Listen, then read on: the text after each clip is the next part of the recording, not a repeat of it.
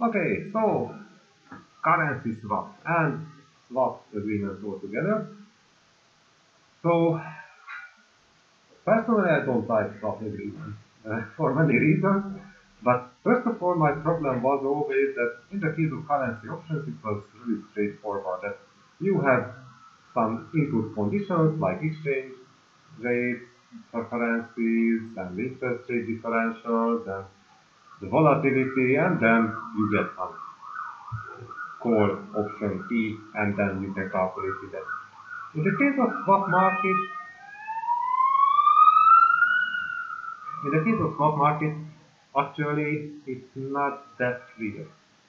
So we can say that okay, still we can calculate some present value for all these issues, and you can do it.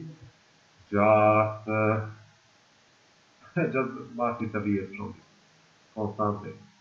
So transparency that means that actually there are two agents, maybe one brokerage company on the other side, or there are two banks, or one company and bank, or something like this, and they would like to exchange currencies, but two different currencies at the same time. So let's say that currency A provides loans in euros to company B, and at the same time company B provides loans to company A in a different currency like US dollars.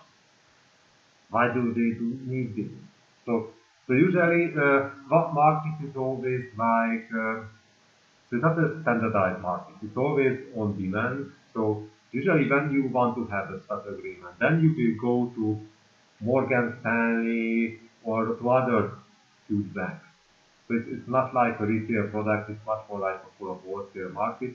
Then you have your individual offers in most of the cases. So, so actually we can write them in. I will show you some examples. Uh, but at the end of the day, there are many deviations from this issue. So first of all, why do we need this? Why we can say that, okay, I would like to take up a loan in euro, and I will take it. But if I'm a US company, for me it's much cheaper to take up a loan in US dollars because I have a local bank who knows me. And in this case, it would be really tricky to go to the US, the European market, to establish there a subsidiary. Maybe I have a subsidiary there, but still I don't have enough collateral, assets, operational history there to be as credible as at home. So, so this can be one clear motivation that information asymmetries about the company can be motivation. And if I'm able to find someone also in Europe who would like to step in the US market, so that's why they need US dollar liquidity, because they want to build their manufacturing plants or to open some stores or to have something like this, then if we are able to meet to each other, then we can say that, okay, let's take up the loan in the two different currencies, and then we will pay back each other's loan. The problem is that, and what is the collateral behind it? And there is nothing, no collateral. So, the most important problem is in the case of swap agreement that actually you have to have really deep confidence in the other guy. If you don't have this, then you are not able to have a swap agreement. Or you will make something, but it cannot be called as a vanilla swap agreement. So maybe if you are defining equal collaterals, but after that it will also add some extra fees for this entire contract situation. Uh, so it will be much more like a repo exchange, you are providing some securities in the background. And and also what makes everything interesting is interest rates. So interest rates can be fixed or it can be floating in the case of these loans. So until it seems it's really simple because oh, that's just low exchange, but once it's floating, then you have to be prepared that okay, and how if the interest rate increases, and obviously the other. So how this floating part will be split up by the two companies or the two sides if the interest rate increases. So if you are powerful enough, you can say that the other company should cover all this. But obviously there can be problems. And also in the cross-currency steps, it can happen that actually there are three market players because of the partner risk. So there will be an intermediary bank like Morgan Stanley in the middle, and there will be the two companies on the both sides of this contract. And actually, in this case, it can be more expensive because there will be a margin will what will be asked by the bank in the middle, obviously, but also at the same time it's more secure because at least if someone is not fulfilling their payment, then the bank has to step in, and that's why it will be more expensive than using an ordinary swap agreement. And yeah, so exchange of principals in two different currencies at the beginning of the contract, at the end of the contract, and sometimes there are amortizing swap agreements which are paid usually during the entire, so they are repaying the debt during the entire time period. And it would be so nice if covered interest parity would be able to describe all the relations between uh, the two currencies. So if we're able to say that, okay, there is a loan in euro, there is a loan in US dollar, and actually the price of this position will be the differential between the two interest rates. And also it means that the forward and spot exchanges will be differential because we know that this is also interrelated. Uh, yeah, the problem is that, as you can see here, so since unconventional monetary policies, actually this covered interest rate parity is not working in many cases because central banks are purchasing so much bonds, government bonds on markets. That's why even in euro, US dollars, we can say that the is away from.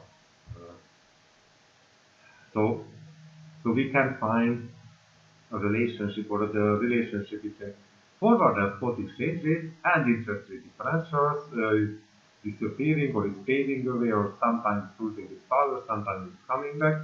So it's highly a problem that what can we find here. Uh, and that's a result. Actually, nowadays what we would like to see that uh, how this deviation happens between the different currencies on the spot market, then usually we have to jump to basis swap market because basis swap actually describes this. Okay, so basis swap is usually defined by by these market forces, and I will show you this. Wow, Chilean peso. Yeah, that's why it's too strange. I need euros, US dollar. Another component because it's W, but it's better. Related. Oh, I kept 2 hours until I was able to find it. That's so terrible. Okay, financial. Wow. And actually, stock market, even if you are not using them because maybe you don't like them so much, but they can be a really good indicator how liquidity is available for companies or banks or maybe completely not available. Okay, then I should button here. and month. Maybe it will be working. Uh, okay. And now we can see. So what you have to know in the case of basis swap, actually if it's negative, then it means that there is not enough US dollar liquidity on the global market. So it's bad news. So we can see that, and in basis points, actually it means that this is minus 3% is lowest, this is 0, and this is 0.5%. Interesting.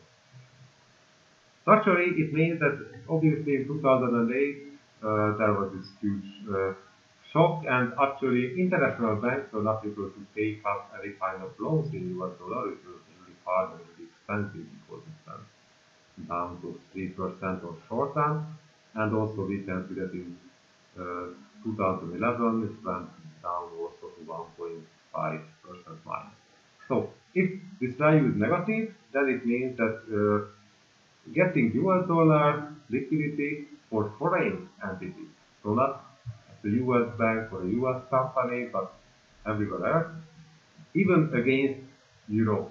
So it's not other currencies, so the major currencies. Uh, it will be expensive. And we can see that actually before 2008, we can see that this market was completely bananas.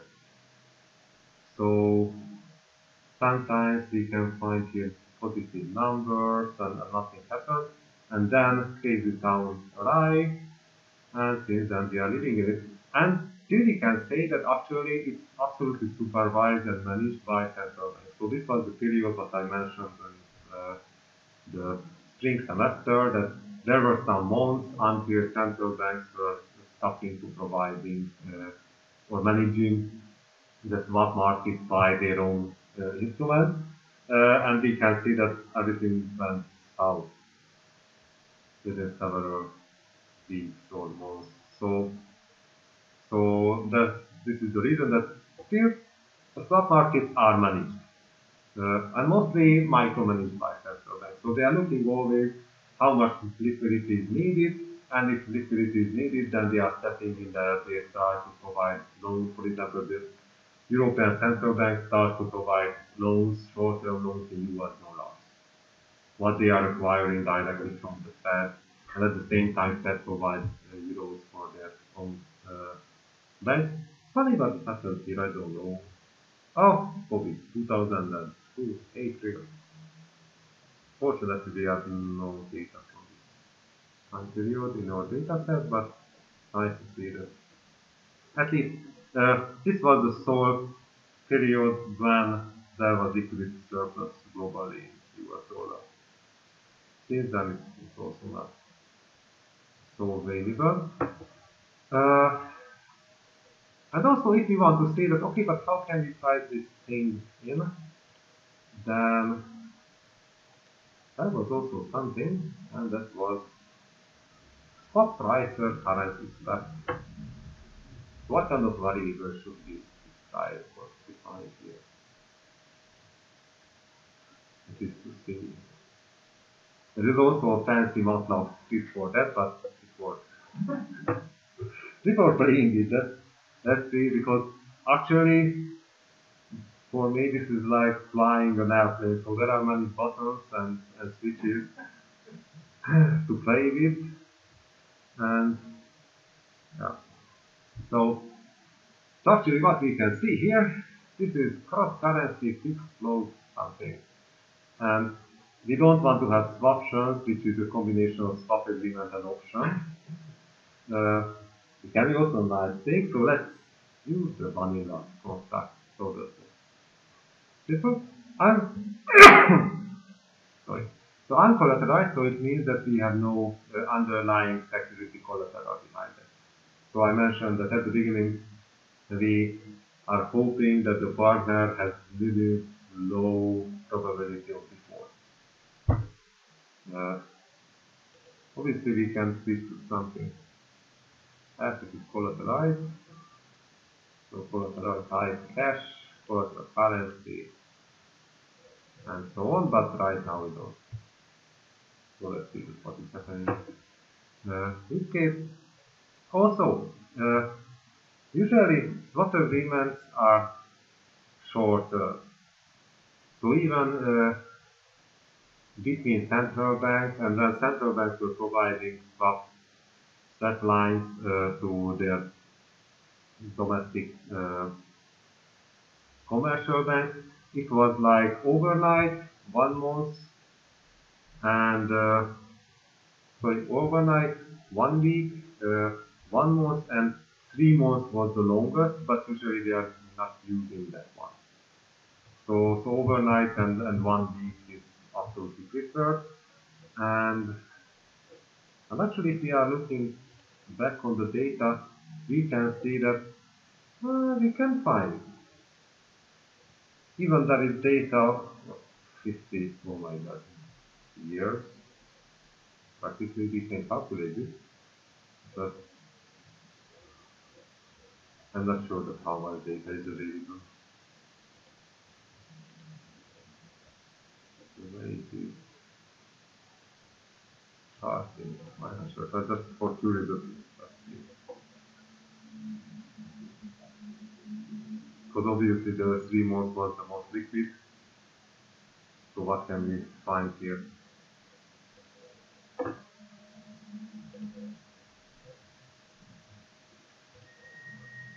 Usually there is not enough data, actually, so the length of the data set is not big enough. Yeah. Oh, nice. Actually, here we can see that even for this extra long maturity, there is even surplus in US dollar liquidity in some cases. But there are periods when there is nothing at all. So it's possible. Okay, so let's jump back to the pricing part. So let's say that we are using 1 year. So conservative and nicer. Then we have to define the two legs of the swap agreement. So first of all, first currency and the second currency. And right now all of them is in euros, so let's say US dollar. Okay. And still 1 year, just sometimes it overrides it. And also we can say that this thing is fixed or floating, so we can turn this thing off and on. It can be floating. Then actually, if we are using floating, then also we are coming back to our knowledge from international finance, because we know that this floating interest rates are always defined by interbank markets. So for euro, it's always Euribor, but we can say that we are using Libor because Libor is the London interbank market, and Libor data is generally for all main currencies, so it's not just one currency like the Ionia or Euribor. So let's use Libor here, just for indication.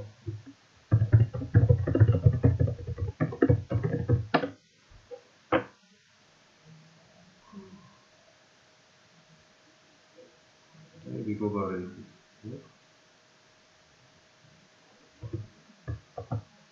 So that's why Libor is much better, because actually provides us interbank interest rate data, not just for euros, but also for all the key currencies. All other interbank markets are usually focusing on one currency. Other things, not many of them. Yeah, and actually we can define also the interest rate. So let's say that we are using 1 year long contract. So try to turn away from. And also that's why financial market students usually hate swap agreements because still you can play with the floating exchange interest rate or fixed interest rate, but still interest payments. It can be quarterly, monthly, daily, quarter, and you can calculate it for an hour. So let's say €1 and €1. At least you can compare something with something.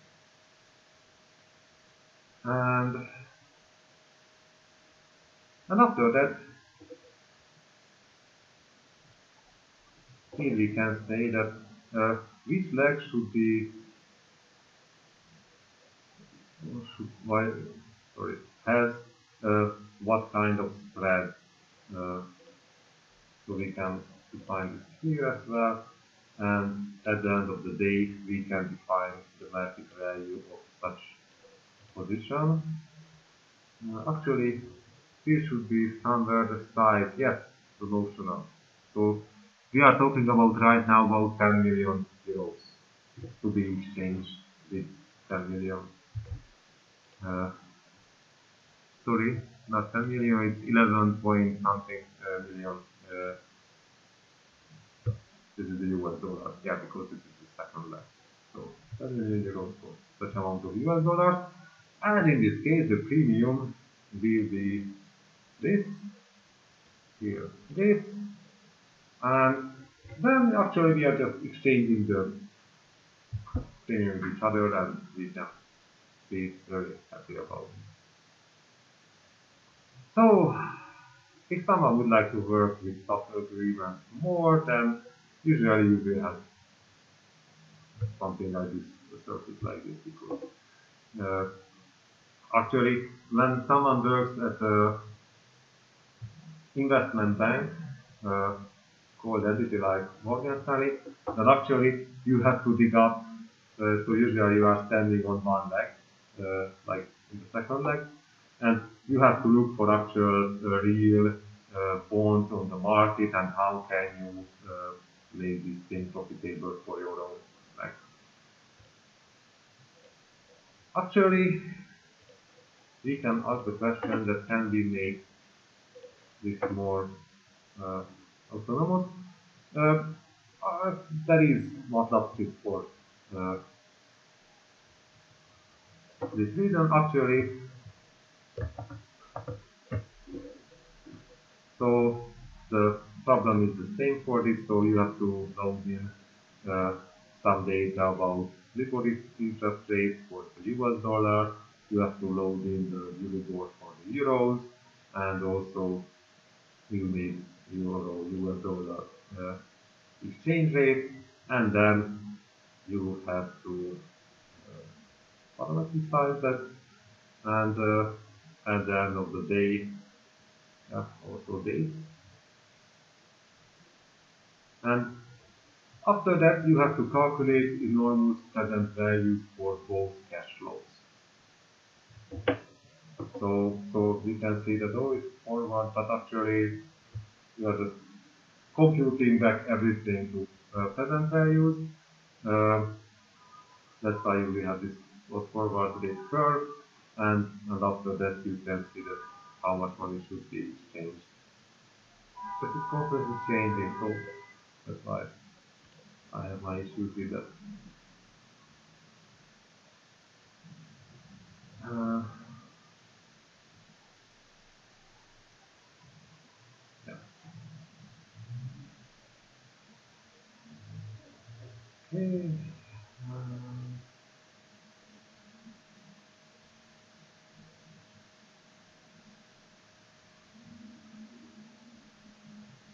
I'm looking for something. Yeah, and also if someone is interested in this topic, then there is this Seamus O'Neill paper published by the European Central Bank, which was here. And it's really nice because actually it defines such agreements at the beginning. So it introduces, describes them, so all tells all the details what I mentioned already. But after that, the problem is the same what I mentioned as well, but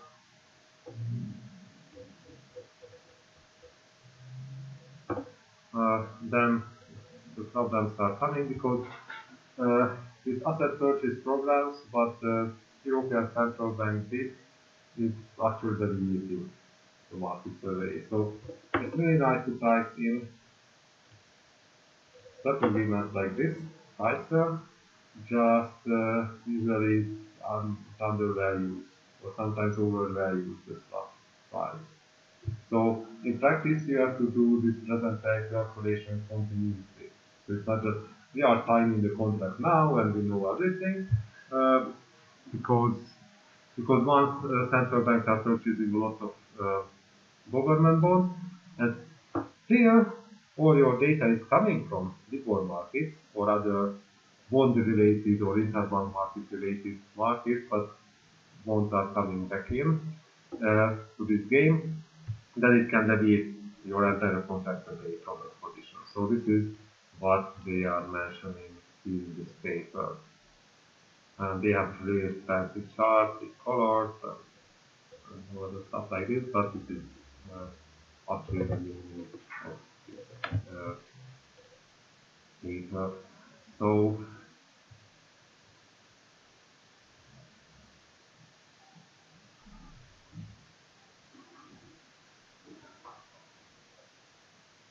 yeah, I don't know why, but this one is an option fee calculation for European options, but it's not for swap agreement. So okay, so this is all actually what we can see about swap agreements and swap market. So someone was mentioning maybe two lectures ago that oh, if we have uh, exposures in currencies, then swap agreement can be your friend, but I would not recommend that, except if you are a multinational company or if you are a bank, but otherwise this is not, they would be way out of our league. So uh, also in many cases when companies are issuing bonds, then they can trade away their bonds, so it can be also useful for them to use swap market. Uh, so but otherwise it's yeah, but let's see one more thing. But, oh no, no. So not able to manage uncollateralized. But what is happening when we are trying to write a to obviously it should be able to manage it. And CDK, since we have this exposure in our case study,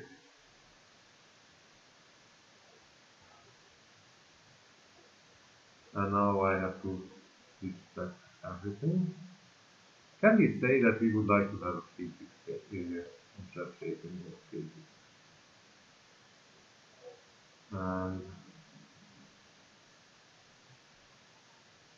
well, let's say 10 million forints. We know that we had a 50 something, so let's say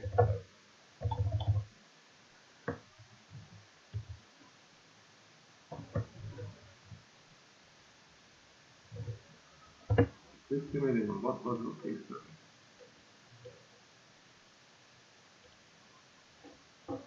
Yeah.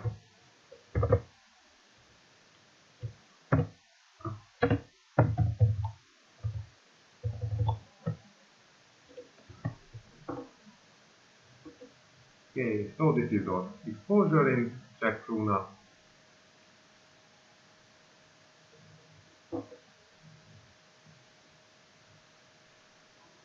and actually here you can see that now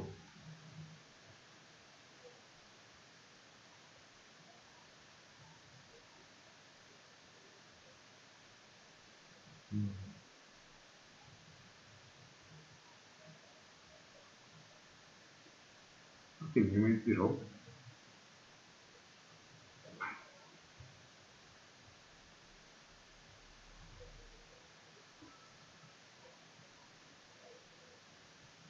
Maybe keep switching back.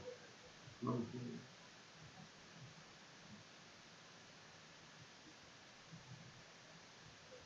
yeah, no, it's much more nice because if at least one is floating,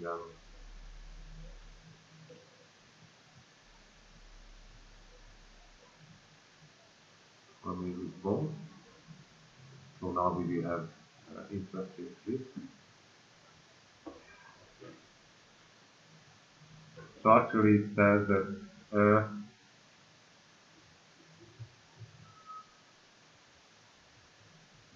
to trade away all this risk, actually we have to pay premium of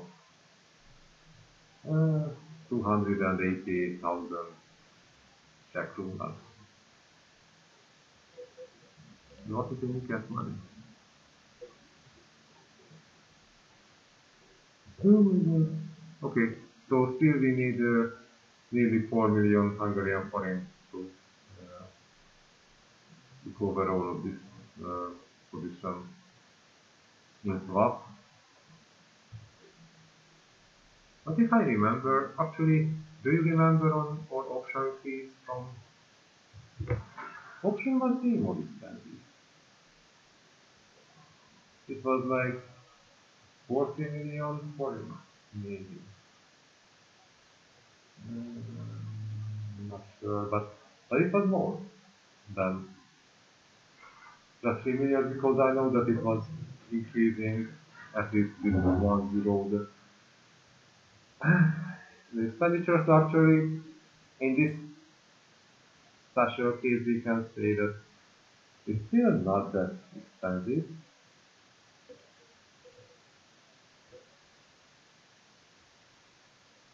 Yeah. Okay, so this is what we can see about swap agreement. Uh, Unfortunately, in MATLAB we have uh, nice predefined script. Just it's about changing floating uh, interest rate to fixed interest rate, but in the same currency. So that's why I use that for purpose. So we have only the ISA as the control like that. Okay, so that was all about currency derivatives. I was hoping that I was able to show you many things. And actually, that's all for today because next week I actually come to you and talk about managing transaction exposures and what kind of steps do we need here to deal with this stuff and what kind of test techniques are there. Um, so after that, I'm doing you.